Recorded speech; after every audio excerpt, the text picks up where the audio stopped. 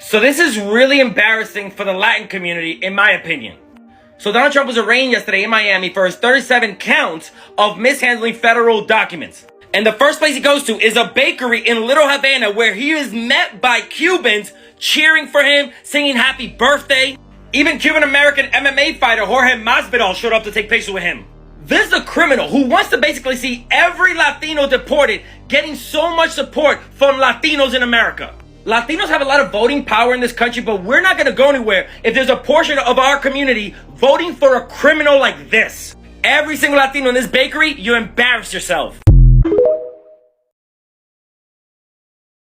Truly, we don't know what's going on, so let's just stick to the facts here, okay? Fact number 1, the last time Donald Trump was seen in an on-camera, verifiable way was August 26, 2025 during the cabinet meeting. Since then, nothing. No press pool spray, no shouted questions, no live movement at all. Fact number 2, just 2 days later, on August 28th, J.D. Vance tells USA Today that he is ready to assume the presidency, God forbid there's a terrible tragedy.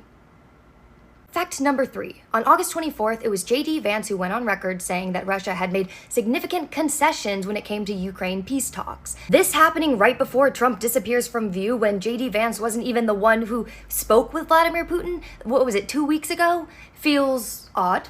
I'll say it. As if it couldn't get any weirder, over Labor Day weekend this weekend, Trump's Truth Social account has blasted out more than 40 posts over a 24-hour period. Some were like rambling texts, some were AI-generated images of him, and it was just not how Trump writes. Like, he's crazy and unhinged, but he's a very specific kind of crazy and unhinged, you know? And then fast forward to August 30th when we see the Trump's Virginia golf outing photos, which people immediately clocked as being recycled from 2023 and 2024. So let's recap here. On August 24th, J.D. Vance takes the lead on Ukraine. August 26th was Trump's last verified public sighting. August 28th, we have J.D. Vance publicly signaling that he's ready to step into office. And now, over the last 48 hours, we have these old photos of Trump resurfacing. We have his accounts being flooded with 40-plus ghost-written posts about Labor Day weekend. And look, maybe Trump's fine. Maybe this is just bad comms. But when you line it up like this with the dates and the quotes and the recycled optics and the flood of posts that don't sound like him, the picture emerges pretty clearly. And look, we know that J.D. Vance has always been the plan, right? He just was never popular enough to actually run for president himself, but he's Peter Thiel's guy, so he had to ride Trump's coattails to get into office, but he is the plan. So it's starting to look like Trump was just this battering ram, right? This chaos agent who normalized the atmosphere that we now live in, but now that that atmosphere is locked in, he's no longer essential. The system doesn't need him anymore, they just need the conditions that he's normalized. Hey guys, how you all doing? Welcome back again to another episode, and thank you so much for clicking to watch this video. So today's episode, we are going to be checking out this video compilation which I was able to gather from my FYP. You feel free to watch them.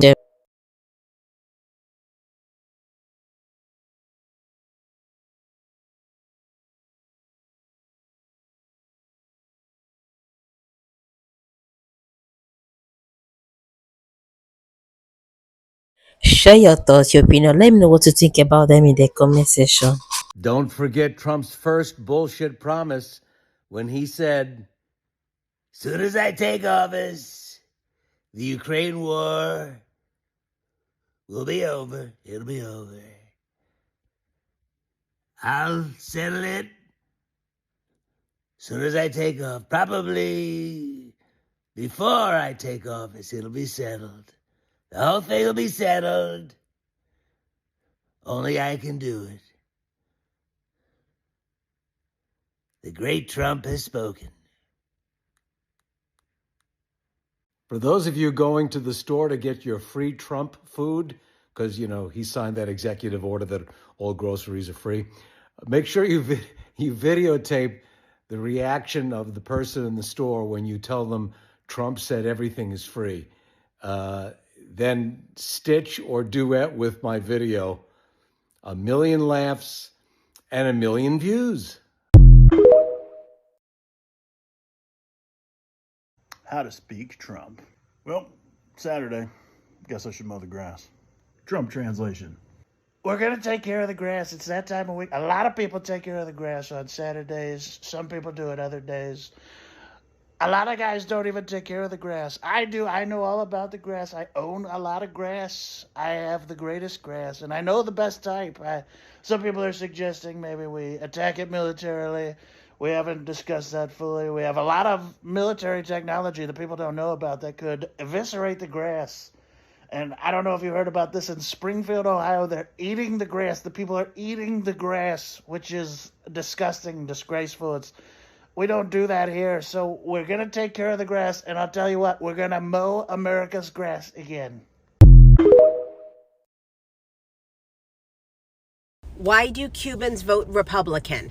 Well, I get asked this question a lot every time I make a post explaining the Republican Party and what anti-immigration laws that they pass, and comes up with the comments, well, the Cubans are the one that votes for the Republican Party. Why do they do that?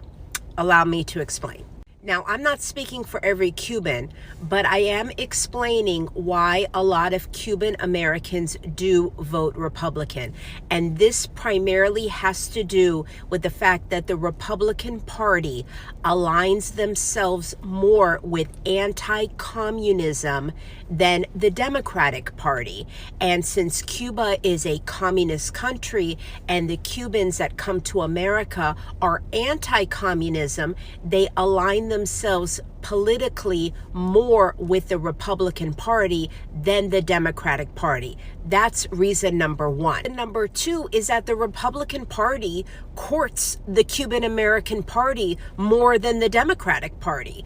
This is something historically they have had more impact in the community. They have made more efforts in communication, and the Cuban American Party has really aligned themselves and appreciated the efforts that the Republican Party has made towards them more so than the Democratic Party. The Democratic Party is also more open in communications with the Cuban government than the Republican Party is, because they take a stronger position against the Cuban regime.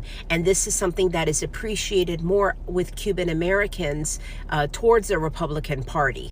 Even though it was a Democratic president, Lyndon B. Johnson, that gave Cubans the immigration benefit that they have now, the Cuban Adjustment Act, they still align themselves and have more of a relationship with the Republican Party than the Democratic Party.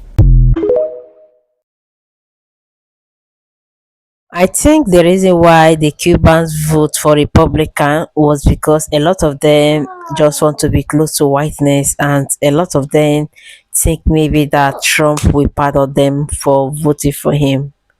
Because there's no way you can tell me that they fully aware that Trump was going to deport them and they still voted him. Like, I myself has been asking this question, like, why did they vote for Republicans but never.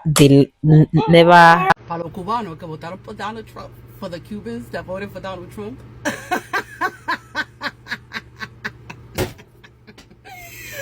You can't even see your own family.